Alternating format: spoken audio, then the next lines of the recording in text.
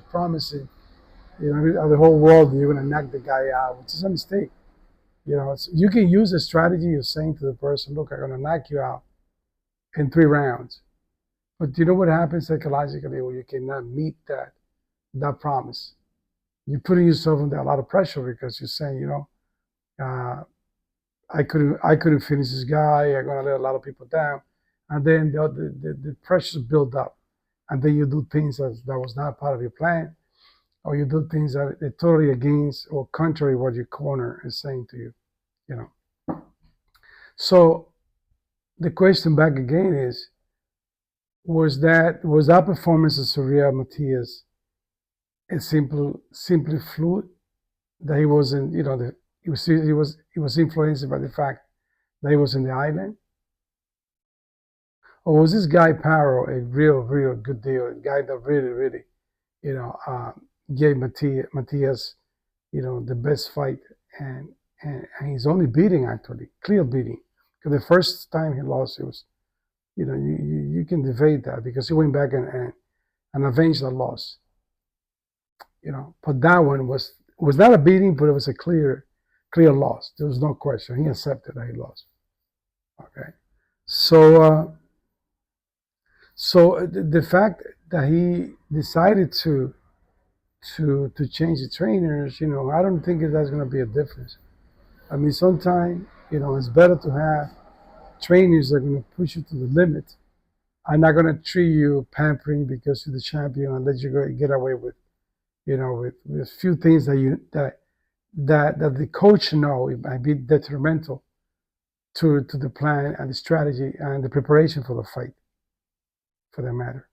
So uh, the question again that I'm posing to you guys, and I would like you to press the comment, and I want to hear what you're saying.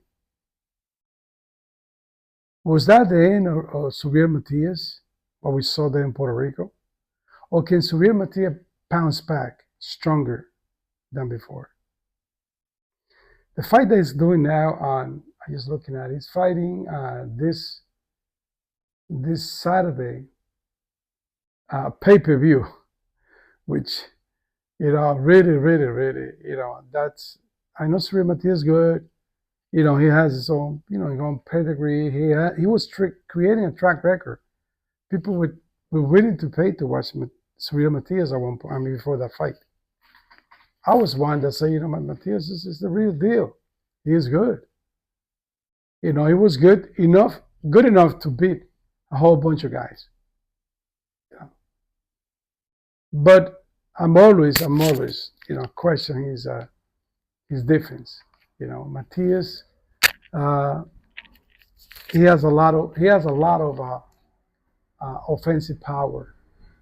He's a very fast-handed guy, and he's not a one-punch knockout guy, but he's pretty good in the volume of punches and the location of the shots. And he seems to be overwhelming you all the time. He's not, what he has shown me in his trajectory is that he's not a guy that's going to start boxing you. He's a guy that's going to come after you. You got to hit him. You got to hit him to stop it. And if it does not respect your power, he's going to go after you, chase you around like a hungry lion against a deer, and until he can get those shots the way he wanted, and then take over the fight and probably knock it down. That's why he got his record. Maybe 90% or plus of his fights end out in knockout. Okay, but the fight is going to have on Saturday against a guy named Ramirez. I don't know much about Ramirez, but the fact that's a Mexican brother, I can tell you right away, is not going to be like a walk in the park. Mexican fighters are globally famous for being aggressive. Not too, for the most part, they don't care too much about the skills they have, but it depends a lot. Is in the chin, the volume of punches, and the ability to take punches. That's one thing that, you know, that's an advantage for some boxers. If you have a great chin, you know, you can go after anybody, take the punches of anybody or any guy, as long as you can land your punches and your volume of punches in the right spot. And I believe that's what happened with with this with the Mexican guy. So I would never write off anybody. Like I said, I haven't heard too much about Ramirez, but like I said, the topic of today that I want to bring to the table is, can Matia really come back and bounce back? There's one thing that's a fact. Boxers, fighters, especially elite, considered to be elite fighters, when they get the first defeat, depends upon how they lost. Because if you go, say you lose a fight on point, you know, the judge's card, say you didn't win, you know, or 7 rounds to 5 or whatever, you know, you can dispute that, because you might say, look, I didn't think I lost the 7 rounds. I think if anything, I lost 4 or 5 or maybe 6. That's one thing in your mind that you can think of, just to keep your ego and you believe in yourself, that you still have it, that you're still good, you're still the champion. But when you lose in a fashion that you start doubting yourself, and go across the ring and hug the other guy, like, you know, raising hands, you know, yes, you beat me, you know, you're better than me. That's, you know, plus all the criticism behind, that can affect the performance of SURIEL Matias' next fight. I hope not. But let's see how he bounced back. Can he recuperate his confidence? Can he change his style, which I doubt it very much. See, when I'm doing you can see Audio Boxing Academy, when I'm training guys at the beginning level, I always tell them to get a strong foundation of boxing skills, because the strong foundation will take you far in this business. Because if your foundation is weak and you keep carrying those flaws as you're going up in rank and as you're going up with experience, you know, you're always going to have this void. And for you to try to make changes after you were a champion, I think two-time champion, for you now to become, no, I'm not, you know, to change your strategy, your normal, natural strategy that you already learned since the beginning stage, and now say, you know, I want to box instead of brawl, instead of coming forward, that's a recipe for trouble. Very few boxers will be able to make the modification. But now within, you know, in the 3-month or 5-month period, for those changes to really take place, the guys have to start, take multiple fights, tune-up fights, and see how that style is grasping, how you are incorporating that new style into your repertoire. I mean, one example of that is Canelo Alvarez. Canelo Alvarez, when he started, I was following Canelo when he was a young, you know, his first fight. You know, I remember telling my son, so listen, watch that kid. That kid is going to be good. I like him. I like his heart. I like his, you know, determination. But one thing I noticed is that he's getting hit a lot, and that might impact the longevity of his career. But overall, I like the skills. I like the offense power that he was showing. But the defense was terrible. And all of a sudden, credit to Canelo. That's why Canelo is a special boxer. Credit to him. After he lost from Floyd Mayweather, he transformed his style. Now he became a more defensive boxer. Now he incorporated the defense as well as the offense, his movement. And that's why I think the whole success, ever since the time, became more untouchable, more dangerous. Because he's not taking it that much punishment like he used to take when he was younger. So that's, you know, that has really extended his career. That's why he has so many years, 25 years already in boxing. Although eventually that's going to catch up to him, because he's a human being. And you start slowing down, and so people are catching up to him, you know. Like Berlanga hit him a couple of times. That I think Canelo was on point. those punches would never land. And besides, Canelo was a little slow to the fight. But going back to Surreal, it is going to be a real thing to see if he can really, manage to make some adjustment.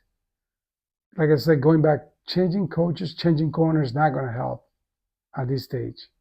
Because sometimes it just takes a little minor, pet talk to a boxer to bring it back to the level. I mean, for Surreal Matias to become the Surreal Matias, he needs to think about when he was back in jail, perhaps. When he was nobody, that was struggling in the street. Feel hungry. Because not everybody's made, is built to have money or to have success and fame. People change sometimes. If you never had a house, all of a sudden you have a nice mansion, you got a couple of $100,000 in the bank, or maybe $1 million in the bank. You got offer here and there that you can grab another $1 million or $10 million in the next fight, or $5 million for the matter. Your life perspective start changing. You think you're the cutest guy in the block, regardless. You think you're the handsomest guy, that you have the best clothes, the best chain, the best scar. And of course, a lot of groupies going to be after you, you're a champ, what's up? You're looking cool, you're looking nice. What up? One of those. So your mind start changing. And this same guy is not going to be the same guy. So in my opinion, Surreal Matias can come back, provided that he cleans himself up. Since a year or two where he was having a lot of success, brush everything off and start fresh. The Matias is never going to promise to say, I'm going to whack this guy is esto, like going, arguing with people that are not worth it. You got to give yourself your body, come back to be hungry. You got to set yourself with a recovery plan. Okay?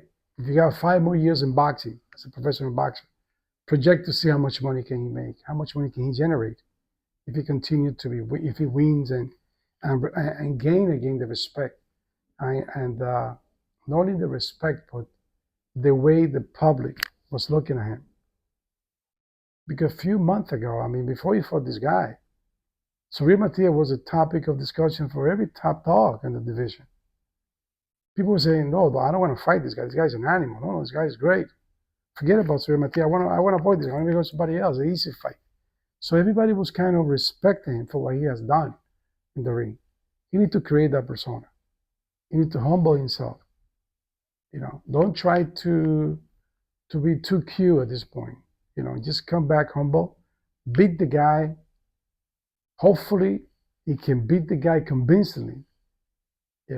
So more doors can open. So Surreal deserve another chance to be brought up to the top, top 10 guys again. Can he do it? Yes, I think he beat a lot of those guys. But one thing he needs to do, my guy, he has to improve in his defense, man. Surreal Matias is a very young guy. Okay? And at the speed that he's going, getting all the punches that he's getting, I don't think he's going to have a long life span in the ring. I don't think so. He's going to be, he's been pummeled a lot and hard. And you can see boxing is one of the most beautiful sports in the world. A lot of people love boxing with a passion. I love boxing with a passion. I've been practicing boxing all my life. And I'm a great grandpa. I'm still love boxing. When I was young, fought. As I grew older, I teach. And I'm always somehow connected to the business. Not the business directly, but following all the fights. And I've seen the history of a lot of guys that goes to the top and goes down to the bottom. And I see their behavior. You name it, all of them. For the time that Muhammad Ali, I saw Muhammad Ali doing his thing. I saw also the Sugar Ray Leonard time, getting everything, getting for $10 million fight. But with those guys, like I said, temptation the money, the groupie, the people telling you that you're the cutest guy in town, the nicest car in town, everybody, all the women chasing you. And sometimes you neglect the people, your wife, your children that perhaps were with you, as you were growing up, when you were nobody. All of a sudden you have two or three chicks, all over the place, which is nothing wrong with that. In my time, I used to do it, but that's one thing that can take you down, can really take you down if you don't take it seriously. So Surreal had to go back to his roots. Surreal should not hang out, should not have coaches that are not going to be demanding. Training in Puerto Rico might be a temptation, really. It is really a temptation. If you want to take your job seriously, you got to pay and hire the right people that are they're gonna push you to the limit, or else I'm the type of person. If, say for instance, the ideal coach is the coach that's going to tell you what you got to work on. You cannot think about the money that you're going to be making on this fighter, because the fighters, when you say, "Oh, I signed the check for you," that's a guy that you cannot train. This guy, I'm saying that Surreal said it, but I said this is the point where the boxers are not going to follow what you tell them. If you tell the guy wake up at 4 o'clock, 3 o'clock, and give him 10 miles, 5 miles every day. I need to see you at 11 o'clock in the gym. Let's doing techniques. Let's do some, the basic, or keep repeating the basic. Let's do what the new combination. Let me see what this other guy, this is the video from this other guy. Let's implement this approach, and so on and so forth. So going back to, training in Puerto Rico might not be the smartest thing for him to do, because of distraction. It's going to be very hard. People, you're in your hometown. Guys, Surreal, what you doing, Bobby? Let's get together. What's up, Oh yeah, I'm training, but I'll see you Saturday, or see you Sunday. That might not play in his favor, especially a guy that need to rebound. You can have a different way to meet your family. If you meet your family, you gotta find a way to see them. Put your professional first, your job first. Like I said, boxing needs to have, like in his case, have a schedule with long-term and short-term goals. If I have 5 more years in this business of boxing, for whatever biological, natural reasons, I'm not the same guy that I was 50 years ago, of course, 20, 30, 10, last year. Pains, as you go older, whatever. So you, as a boxer, you have to know that you have your lifespan as a sport, as a boxer, is limited by age. You can't say the person 36 years old is old. A 36-year-old kid is all for boxing. A 40-year-old kid is all for boxing. When a person my age is a kid, 40 years old. Imagine, if you got to take advantage of that time where you are blossom, where you can create, you can make enough money for this generation, the following generation. $1 million, $2 million, $5 million can go. Mike Tyson made hundreds of millions, $100 million, I think, if I'm not mistaken. He blew it. Even Sugar Ray Leonard too. All the guy that has made money has lost it. Duran, come on, Roberto Duran. None of the Piedra made a lot of money. He has cars all over, women's all over. At the end, he didn't know what to do. At the end, he said, okay, I want to play salsa. Let me play bongo salsa. Roberto Duran Orquesta, when he didn't know what to do with his money. And then Roberto Duran is doing all right, but not because of the fortune that he administered. He's been doing good because other people have tried to help him, because he's truly a legend. People that surpass the average of their time. Those guys are called legend, above the norm. The guys were unique. Sugar Ray Leonard of his time, the Marvin Hagler, Thomas Hurd. I can't forget Muhammad Ali, the real deal. The real deal did good. I think one of the few guys that I can still say, well, he claimed they didn't have no money, but he also was tempted. You tell me one of those big guys have been in top that has not been tempted by fame and money. So if those guys that has a potential like this, like Surreal Matias, if you listen, if you're watching, concentrate. You don't have time. This is a fight is about 3 days. Hopefully you look great. Training camp, I have to take it seriously. If you gotta go away from a freaking island, I don't care where, go away from your town. It's too much temptation, bro. And don't let the groupie and the people take you off your track. 5 more years from now, when you see what you have accomplished, then it's time for you to celebrate, hang out, whatever you want to hang out. Already at that time, you have your life already settled, hopefully clean, not too many kids in the street that are going to destroy your finances. That's another thing. Okay. Women are going to find you very cute when you have a lot of money. If you don't have that much money, people say, what the fuck? Women say, I don't want to talk to the guy. That's the man that has the money. So forget about that. Will come. That will come. Just trust yourself, trust your skills, work on defense, and when you have it, follow your game plan. You're very good at it. The volume punch of please keep your hands up. You got to improve the defense. Don't worry about fighting 6, 7, 8 rounds. Bring the guy to 10 rounds. When you attack him, make sure your defense is possible. So that's something that I'm saying to him because I'm a coach, but I'm sure he knows his weakness, his flaws. So let's go for it. Let's see what happened on Saturday, and let's hope for the best for SURIEL Matias, our brother. Okay, let's all pray. Let's all, root for him. I mean, the other fight is also Latino, Ramirez. So let's root for both of them. But for SURIEL Matias, that was a hot commodity last year or before, So let's humble. Do your job. Don't get too much BS. Get it done.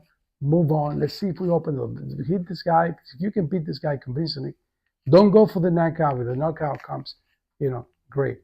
And I'm definitely gonna bet. I mean, I got a bet for you. I mean, I'm gonna bet my money on you. I think I lost last time when I bet on you to be power, but I lost that one. But this time I think and I hope, because it all depends how you look. That your future depends on how good you look in this fight. If you don't look good against Ramirez, if you're level now, if people believe that you're not level 8, the top 10, they're gonna drop you down the list where you're not gonna get enough money. But if you can whack this guy, if you can knock this guy out convincingly or win convincingly, you don't have to just go for the knockout. Show some different skills, maybe boxing. People say, "Yo, I want to go back and be a true fan of SURIEL Matias." Okay, guys. So let's hope we have a great fight on Saturday. There's plenty of fight that we need to talk about. Saturday is gonna be packed with a whole bunch of stuff, a whole bunch of fights happening all over the channels. So for now, this is the first analysis that we had, SURIEL versus Ramirez. We're going to continue. I want to pick up on Keyshawn Davis, the next segment. Okay, guys?